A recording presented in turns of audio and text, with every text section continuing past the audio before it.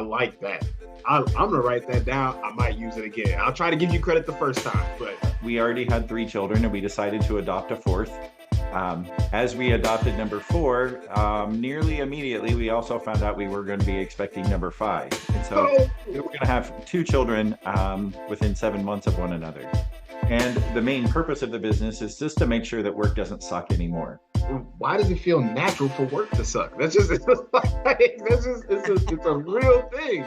And I believe that our work should actually perfect us. It should help us become a better human in this world so that.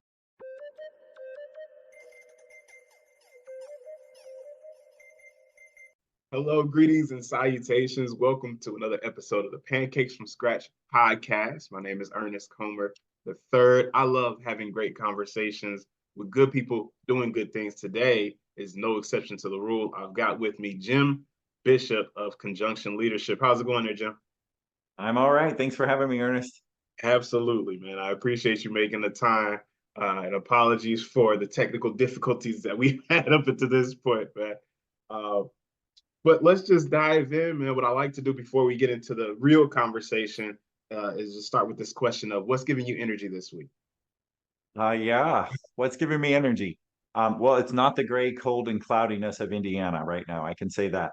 But being almost in February means the busyness and the hecticness of getting the year started are behind me, and I'm really enjoying being present with my clients right now and just being part of their journeys, finding the successes that they're having, and realizing that sometimes we all need just that little extra push. I love it. I love it. Yeah, man. You know what? I'm here in Georgia, and it's been a little cooler than usual. It's been a little cooler than usual, but I'm originally from Minnesota, so I don't mind. I think I'll be okay. Oh man. Well, good stuff. Good stuff. I want to kick off with a question that's a bit more challenging. Uh, I want you to reflect on some of the biggest challenges that you've had, um, just as you've gone through life and through your career.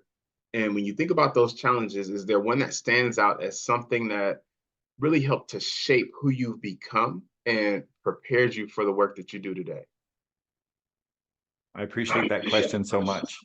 And having the power of reflection, um, I do have a moment that comes to mind. So there was a point in my career um, when things were going really well, and if just looked at from a career standpoint, progressing the way that I wanted to, advancing into the level and the responsibilities that I felt I was gifted with.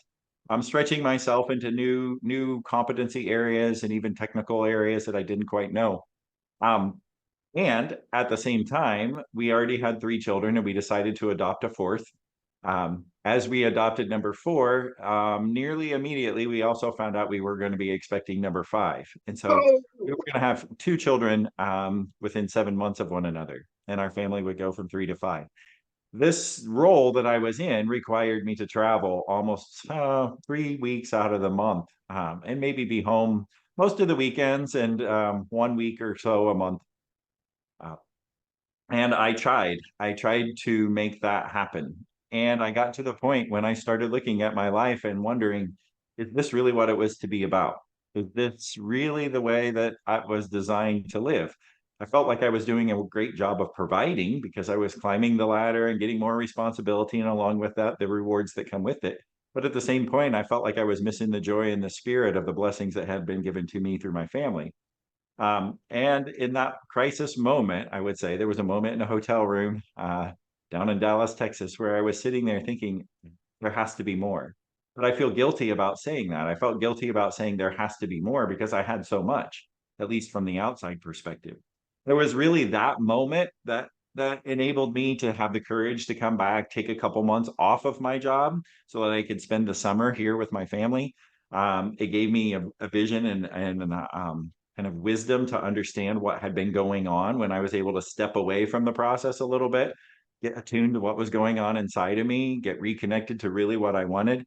And it was in that process, probably about a 10-year journey that enabled me to start making small pivots in my life that enabled me to be where I'm at today. Without that crisis moment, I'm pretty certain I would never be doing what I'm doing today. I would have been still just climbing along the ladder and probably missing out on a lot of joy along the process.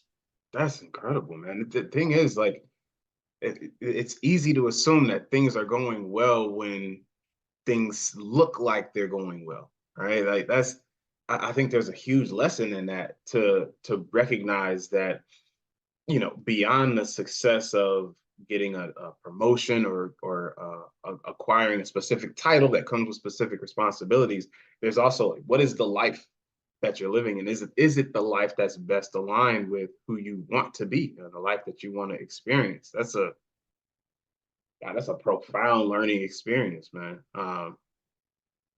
Gosh, and so you come to this place where it's like, am I being who I want to be? Right? You've got this family that's expanded. I got two kids. I can't imagine. I don't. More power to you, man. um, and so it sounds like there's like a pivotal moment. You're able to get access to a time to separate from the day-to-day work that you're already doing.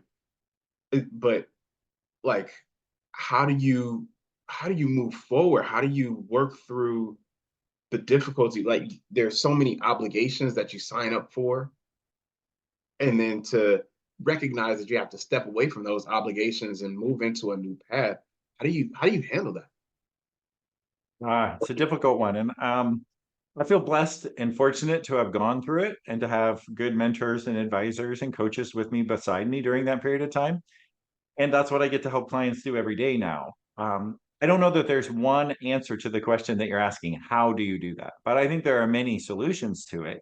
And it's, you know, we'll get into this eventually probably, but the name of the business that I chose to found was Conjunction, because all too often we get faced with what I call the splitting scenario, where I'm overwhelmed with decisions and I put them into either or buckets.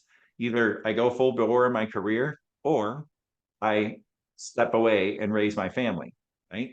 And neither of those are probably the right option, but they're the most extreme options that it feels like right now. And that's an easy way for our neurochemistry to kind of sort things into decision-making mode. When we are so overly busy, what happens is we just see those as our only options. And then we feel stuck because there's such a tension between the extremes. On either side of the extremes are just some small decisions that we can make that brings it back more to center, where we can use the conjunction and. I want to go full bore in my career and be present with my family. When I'm more able to put that and in between there, which was my journey, what that enabled me to see was like third and fourth and fifth options that helped me go in a different direction. It wasn't just climb the corporate ladder. It was start pursuing some coaching credentials, start understanding what this world of coaching might look like, start living as if you were already in your plan B, not waiting for plan B to happen while you're also corporately employed. And for me, that enabled me to start getting closer to it, testing the water, seeing if this is what I like, and gave me greater confidence that when the day came, it was time to step away and do my own thing. I think all too often, too many people look at it as if I either need to do this or this right now. Yeah. Um, and it paralyzes them because that extreme is so drastic from their current that neither one of them feel like they would be a viable solution. Wow. Wow. That's good stuff. It's, when I think about like experiences that I've had where it's like it feels very much like a this or that, and that, the options are limited. You're gonna go left or you're gonna go right. And it's hard to really open your mind to possibilities that are outside of that dichotomy. Uh, so really cool to sort of recognize and acknowledge that there are more than just these two opposing paths that you can take. There might be options that, you know feel more feel more aligned with who you are in the direction that you should be going. It's good stuff, man. But it's a great segue. I appreciate you mentioning conjunction leadership. I definitely want to know more about what it is that you're doing there, what's going on, how do people get involved, what's happening with conjunction leadership. Sure. Well, we are a leadership development organization that almost exclusively focuses on executive coaching, team development, and culture mapping. And the main purpose of the business is just to make sure that work doesn't suck anymore. Work has sucked for a very long time for a lot of people, and it's sucked the life right out of us. And I Yeah. believe that our work should actually perfect us. It should help us become a better human in this world so that when we come home at the end of the day or the end of our work shift, we're able to give to our families and give to our communities and give to our schools or our churches or synagogues or our mosques or wherever we tend to be, that what we do during the day should help us become a better human and a better leader so that we can be a better leader in life. But yet, Mm, what I see day in and day out is too many people go through the motions, go through the grind, are playing by the rules, playing not to lose, and they come home tired and exhausted at the end of the day, eating way too much, sitting on their couch way too much, probably scrolling Instagram way too much, doing yeah. all kinds of things too much, other than actually helping us solve some of the more difficult problems of the world right now. So, the way that I've chosen to go about that is after 25 years of corporate leadership and trying to change corporate culture through putting classrooms and experiences together, I realized that those people that would go through classroom experiences often would go back to a leader who didn't fully embrace what they had just learned, Yeah. or a leader who wasn't actually living the values that they said they were. And what would happen is then the audio didn't meet the visual, and people started realizing Mm, that it was just words. It didn't mean anything, or it was just the flavor of the month. yeah. In today's work, what we have the chance to do is we get really gritty and uncomfortable one on one in the leadership conversation, and we call that coaching. It enables the leader to try and understand what has changed around me and how do I continue to adapt with this crazy upside down world and the culture that's going on, and how do I be the best human that I possibly can be, leading both in life and at work. Once they get that mojo under them and they start Mm, seeing the fruits of that labor and the joy that comes along with it, people naturally just want to follow. And those first people that want to follow are usually their team members. And so yeah. we take it to the team and we start doing some group coaching and group development work so that the team can come behind the leader with similar language and similar philosophy. That starts reigniting a grass fire that needed to be there for a long time. Once that happens, we just start mapping those behaviors over time and show how the culture is shifting so that we can ignite many grass fires across this organization. And then when we do get to that culture change that we were espousing in our classrooms, we're not just putting brass plaques by the door, hoping that they make sense when people read those words. They Yeah. actually feel it when they walk into the organization, and those words are amplified through the leadership behaviors of the organization. So I hope that my work is redemptive in nature, that it doesn't just make our corporations and our businesses function with greater profit. It actually is a place where people can be restored and renewed and reimagine what the world could be if we started working together more cooperatively to solve bigger problems. It's major, man. Major. There's so many different examples of spaces where folks go to work and, and work sucks. Like it just it feels so why does it feel natural for work to suck? That's just it's like, that's just it's a real thing. If we Um can answer that question, Ernest, we will have answered the $1,000,000. We I mean, humans organize things and we organize things for efficiency, but we humans by nature are kind of messy. We're a little bit, we're not always the same, right? So our desire to organize a business for efficiency means we're looking at it like an assembly line where we can control quality. But yet, to be able to bring the human element into our organizations and allow the differences of opinion or allow the differences of thought, allow the many, many differences that make us a better world to come to fruition, that means we have to get a little bit messy and let the humanness come through. But all too many HR organizations or organizational structure organizations that are telling us these things, they do not want to organize a business for messiness. That doesn't look good from shareholder investments, right? They organize for efficiency, and efficiency sometimes, well, 99% of the time breeds out the human element of the organization. So tough, man. It's tough. So I know I consider myself a people-oriented leader. Right? When it comes to how I lead a team or how I lead an initiative, I generally want to focus on what the experiences of the people are. And how do we make Yes. sure that the folks are contributing in a meaningful way to the work that needs to be done, but also in a way that's meaningful to them, right? And I know that there are so many organizations that, to your point, will put the plaque on the wall or put up the signage, the stickers that say, we operate in this familial, jovial way. And then when you're actually in the work or you're in the conversations, you see, I like the audio doesn't match the visual. I like that. I'm gonna write that down. I might use it again. I'll try to give you credit the first time, but I'll just let you know. So, like, how I wonder how long it took you to figure out this secret sauce of helping a culture to actually shift before you put the signs up. How long did it learn? Well, 25 years I was in corporate America, right? So that's where the bulk of my experience comes from. Because candidly, in college, I was classically trained as a scientist. I recognized when I got into science that most people were not asking me questions about the technical issues that we were working on. They wanted to know the answers to human problems, like how do we organize things and how do we train people and how do we retain our employees. And I was there to answer scientific questions, but I realized this is the bigger question that they have. And if we can answer that, we're going to go a longer way in the technical world. So I started networking and bringing in a lot of my experience from organizations that I had worked with in the past and people that I knew. And we started providing human resource type of answers to some of these questions that people were asking. And it dawned on me at that moment in time that that's the unsolvable problem. Right. And so I just started moving a little bit more directly to that and answering those questions.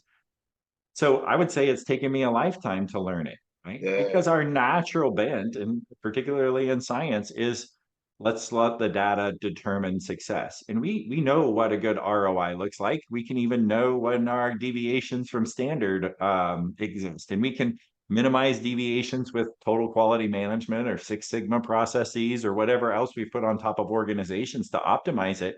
mm, And yet at the same time, none of the work is fully done by robots, right? Most of our work still has a human element behind it.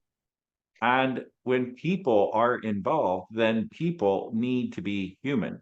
They don't need to be treated as robots. And that's probably where I started realizing these classroom experiences that we were organizing, even if the organization was undertaking this initiative to fulfill the words on the brass plaque, they mm, were still doing it with an air of efficiency because it was more efficient to put 25 or 30 leaders in a classroom at one time and have a leader or a facilitator guide them through these conversations.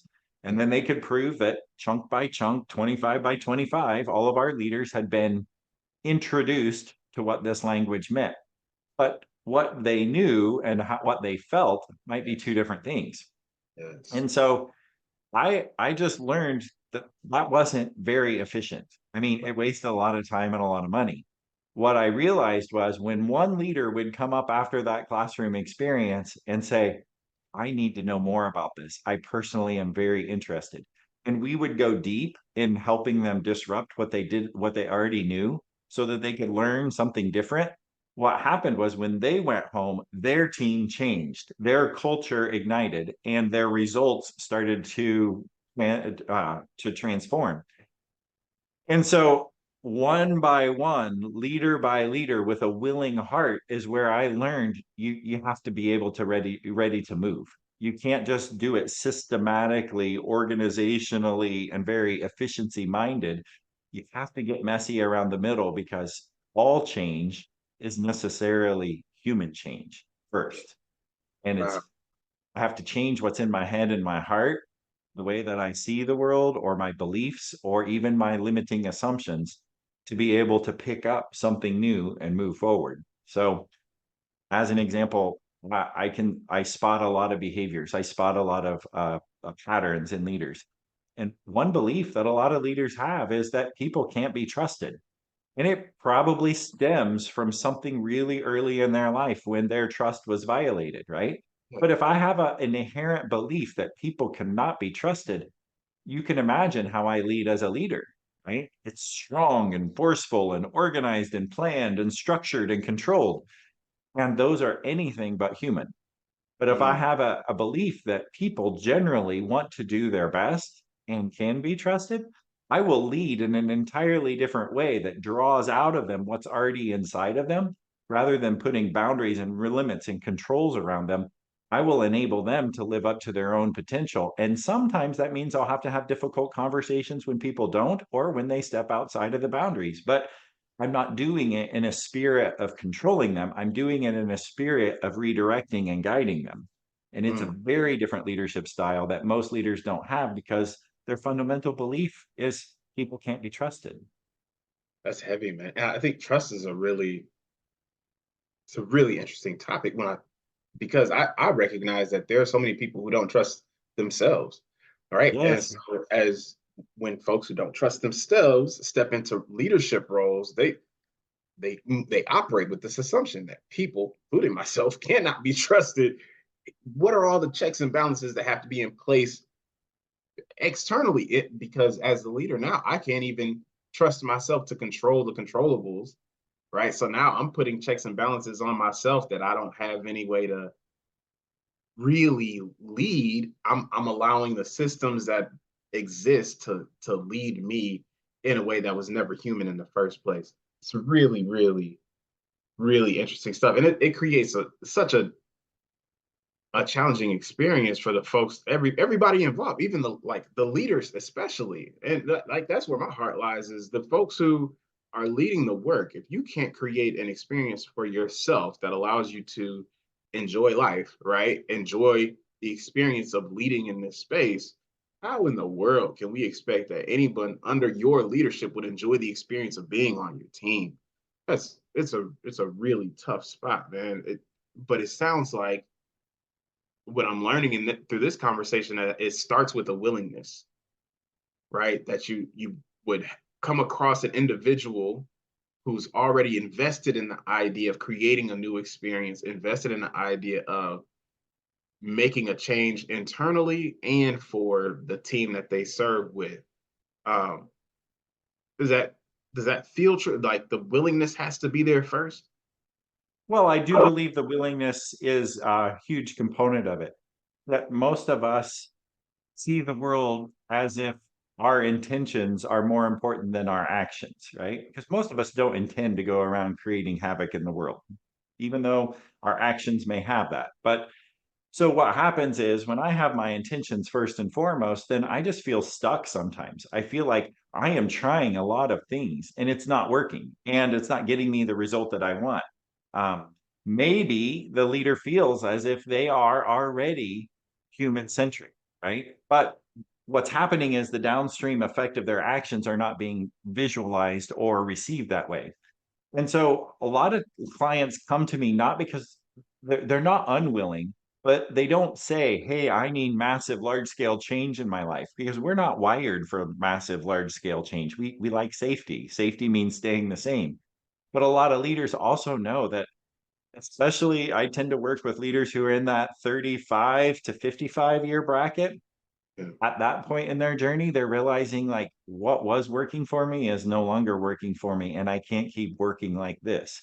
They don't necessarily know what else to do, but they know that what they're doing has got them into kind of a log jam. They can no longer just outwit, outlast, outplay, and outsmart everybody because the demands of their life have increased. They now probably have a family. They're probably maybe dual income. Maybe they're in the spot of building their career, building a second business, or whatever it might look like, but they're no longer 20 with a lot of discretionary time. When Yeah. you get to that spot and you realize your discretionary time is squeezed, what you can't do is just keep working the way that you're working. And they fell into some probably what I would call reactive patterns where they realize there are some boundaries around them or the rules. And so I have to play the game this way, or I have to do it like this, is what I hear in their voice. What that Mm, tells me is they're reacting to the world around them. It's almost as if they spend all their time looking out their rearview mirror at what's coming behind them so that they don't get taken down. In reality, a creative leader, one that's going to self author and create goodness or solve problems that we've never solved, looks out their windshield. They're looking at the horizon. They're looking at what's coming. They're looking at how to be adaptable against what difficulties may already be coming.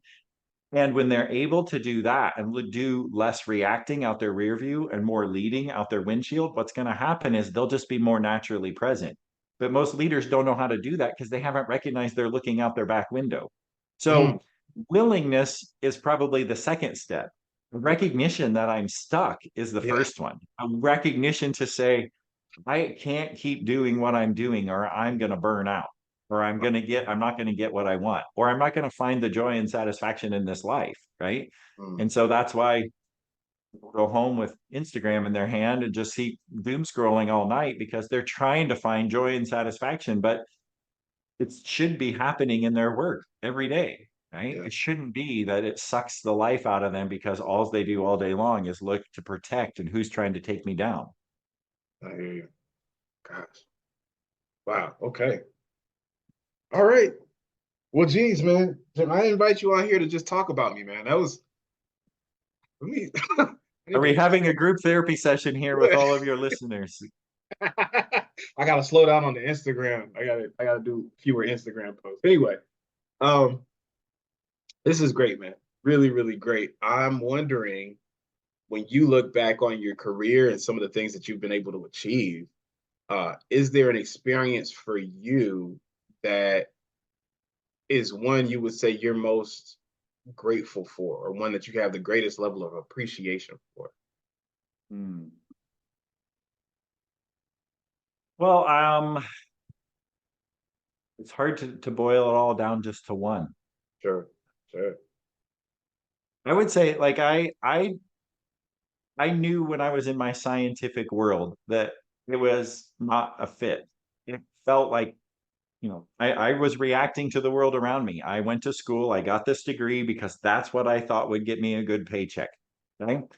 Um, I got into that scientific world and people were asking me these other questions. And I said, well, I better do my scientific job because one, that's what I'm getting paid to. But I had invested 7 years of, undergrad and graduate school and some extra certifications on top of that to say I wanted to be in the scientific space. So there was a incongruence with who I was if I stepped away from that, right? Mm, I would say the courage to just keep following my heart is the experience that I'm most grateful for. Is when it felt like the clothes were just a little too tight or it wasn't allowing me to let me be me.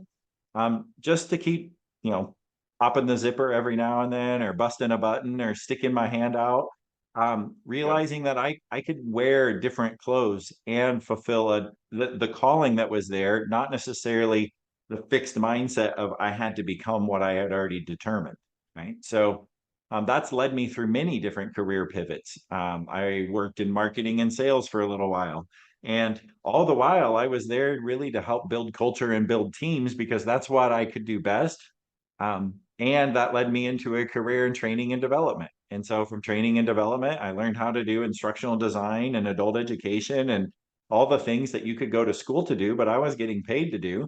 Then I Yeah. worked in HR and succession management, people management, and talent management, leadership development. And then eventually I recognized what we were doing in these classrooms weren't working. And I put my hand in the air and I said, let's figure out how do we do coaching. And they're like, we don't know anything about that. You go figure it out. You get your certification, you lead your way. So even my employer paid for my coaching certification to begin with because I was Uh, curious enough to say, let's go do that.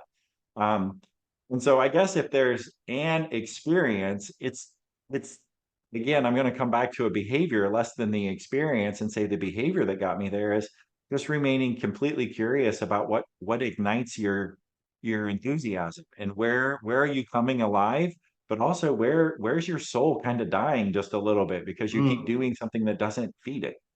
So ah, man. Yeah. Yeah, that's good stuff. That's good stuff. Somebody's watching this and like realizing like, yeah, every day a little bit it eats at me. It eats at me. And like you said, the clothes are a little too tight. It doesn't feel like it felt when I first started. Like I had the honeymoon phase and the excitement of being in this opportunity to do these things. And it's not quite what I thought it would be. Right. And that's yeah. And I'm not wow. saying every day of your life is going to be pure bliss and ecstatic joy, right? there are times that I can help clients. We do a little bit of energy audits every now and then. Where's your energy coming from and what's draining your energy, right? I just ask them some of those questions, and we can problem spot and identify patterns pretty easily. But one of the things that you'll notice is that sometimes you can put in a really long, hard day of effort, and it's still energizing for you. Your body, your brain can be physically drained of all the glucose in it, and you feel tired, but you're enthused. You're excited to get up and solve that problem again, right? There's a difference between being tired and being energized, right? Mhm. And sometimes you know that you can do some of the most ecstatic, fun stuff and be very drained Yeah. and not have a lot of energy, right? So it's not about following happiness factor or following just what brings complete enthusiasm or radiating energy. It's about that thing in your heart that says, gosh, I could keep doing this all the time, but I'm human and I need a little rest every now and then. But I get up tomorrow and I go at it harder, right? So I recognize that a lot of times in my career. And I think too many people, at least one of the things that I didn't do early in my career was take time to understand that, or at least be with it. Like when I was getting drained, I just thought it was because I didn't eat right or I didn't sleep right, and I could outwit or outlast or outplay everybody else, right? Um, and in reality was there was a piece of my soul, this thing inside of me that was speaking out, going, "No, dude, this isn't what you're meant to do. This Wow. isn't where you're supposed to be given your gift." But I didn't know that. And I thought, because I got the degree, because this is where I'm supposed to be, this is where I'm planted, this is my plan, I kept pushing on that. But eventually, kind of surrendering that a little bit, going, wait a minute, every day, getting up, doing the same thing, this is the definition of insanity. Yeah. But over here, spending 10 minutes doing something like this, that reignites me, right? That brings me creativity. That brings me the way that I can see myself authoring in this world. And so let's just do more of that and a little less of this. So when people ask, what do? I just tell people I help leaders do less reacting in the world and more leading by being creative and bringing their authenticity and their gift to the world. That's awesome. Yeah. Okay. I love it.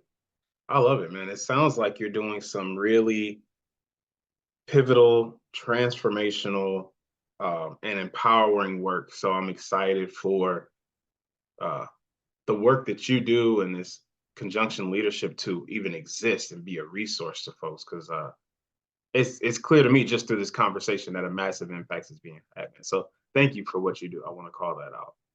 Thank you. Yeah, man. I'm gonna throw a curveball at you.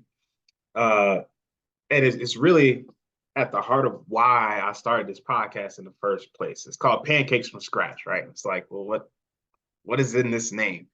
There's something about the idea of something at the intersection between food, culture, and ambition. And so I've been like really just processing and then a lot of days just spiraling on like how do these ideas connect? Um, food, culture, and ambition. And what it's led me to is a question I think will help me figure out the answer that I try to ask on every episode when I get a chance to have these conversations. The question is, what was your favorite food growing up? Oh, favorite food growing up. Homemade noodles. Homemade noodles. Okay. Did you have a specific flavor? Not necessarily. My grandma was just she loved making noodles and chicken and noodles or beef and noodles or anything, but just the good old fashioned yellow egg, flour. Nice. Very nice. Yeah, I see. I like that. The thing is, what I'm learning, what I'm realizing through these conversations is that it's never just the food, right? Like the food is good. Like, yeah, it tastes like I enjoyed the food, but it's never just the food, right? Grandma made the noodles and like the warmth that you feel, the comfort, the protection, the experience of that meal and who you shared that meal with and where those meals took place and the conversations that happened. Like those are the things that really stick with us and have an impact on how we grow to become the people that we are, right? Like Mhm. maybe if you didn't have those noodles, you wouldn't be this person. Like, how much of that is true? So it's always really interesting to me to hear like what are these favorite foods that folks have as they grew up and how did those experiences contribute to who you become? So it's interesting because I think there's probably a warmth that you experienced when grandma was making noodles that you bring to the conversations you have with the leaders that you serve.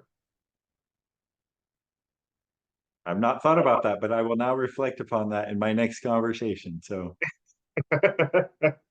Awesome, man. I do think Awesome. it's true. I honor the fact of what you're saying is because I can reflect on those moments. And it was in those moments when, we would walk in for Thanksgiving dinner and you could smell them on the stove or whatever it might be, that there is just a feeling of safety and security, right? And so in my work today, I do honor that. Like nothing is going to change if a leader doesn't feel safe.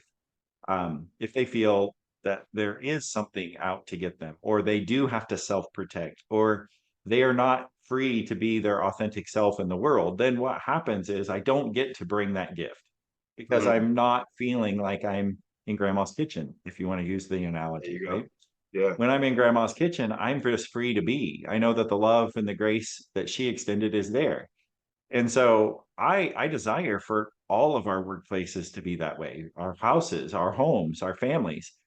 I yet know that we live in a very broken world, and that is not true. And we live with a lot of um, selfish ambition, even though we hope to be selfless most of the time.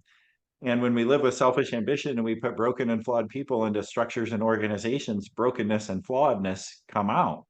And what we have to do is help each other live in that brokenness with grace and safety so that we can each help ourselves become more perfected through our work, not knowing that we'll never quite be perfect.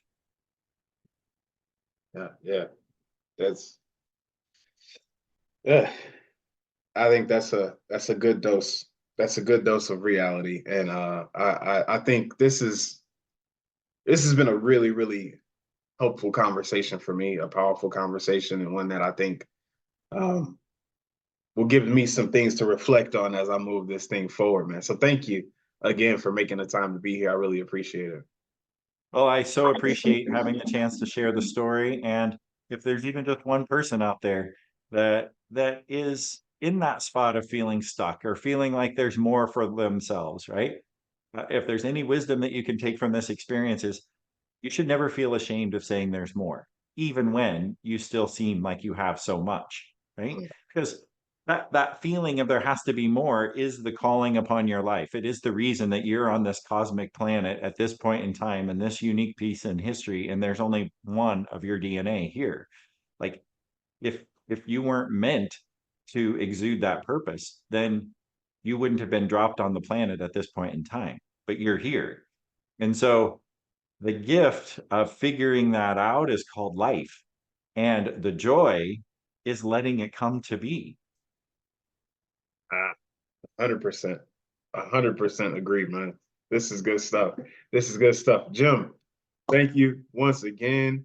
Congratulations on all the incredible things you've been able to achieve through your organization. And thank you for the work that you do. Keep it going. Keep doing great things. And look forward to seeing you in the near future here, man. You take care, all right?